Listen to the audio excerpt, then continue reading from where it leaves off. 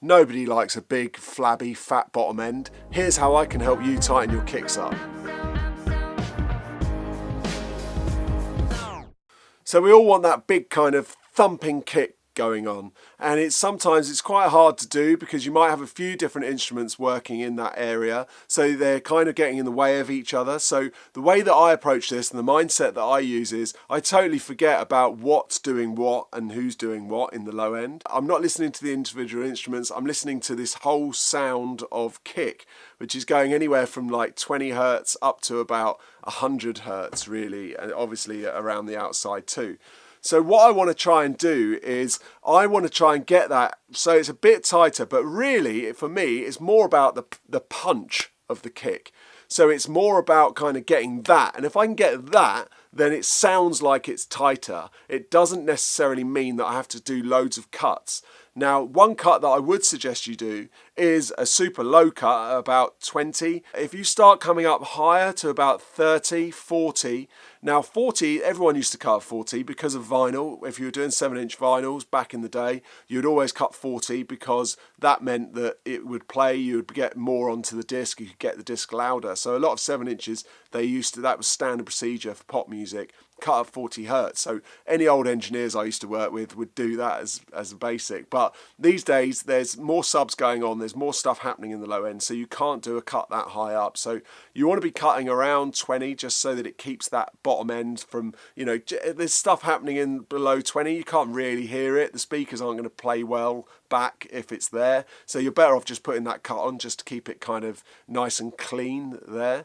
Now what I tend to do is, even if I've got loads of low end going on, now you might think this is mental, but I will add some more low end. So I will EQ into that area so that I can then pick a frequency around, wherever I want to be, whether it's 50 hertz or 70 or whatever, so that I'm kind of pulling out the frequency of that sharp bit that I want to do. And then I'm getting it with a compressor and I'm crushing it together. So I'm pushing into the compressor and I'm crushing it together. I don't care if it's too flabby, because by the time I've spiked it up, crushed it down and pulled it together, I've got a really good smacky bottom end. So that is the way that I do it, and I think you should give it a try yourself. It's an interesting technique. It's not something that I would suggest you do if you're a mix engineer. You've got to do it so that it's after you've done your mixing, if you are mastering your own things, or if you're a mastering engineer, you're listening to it as the stereo file and you're kind of just thinking about the low end and doing that. And then what that does is it really just gets the low end really thumpy and really tight, and it's my speciality. So I love doing it, and I love getting the low end really super tight. I've been doing it forever, and it's my kind of vibe. I can really clean out low end. So that's a technique and a tip that I can give you to help you get a really tight,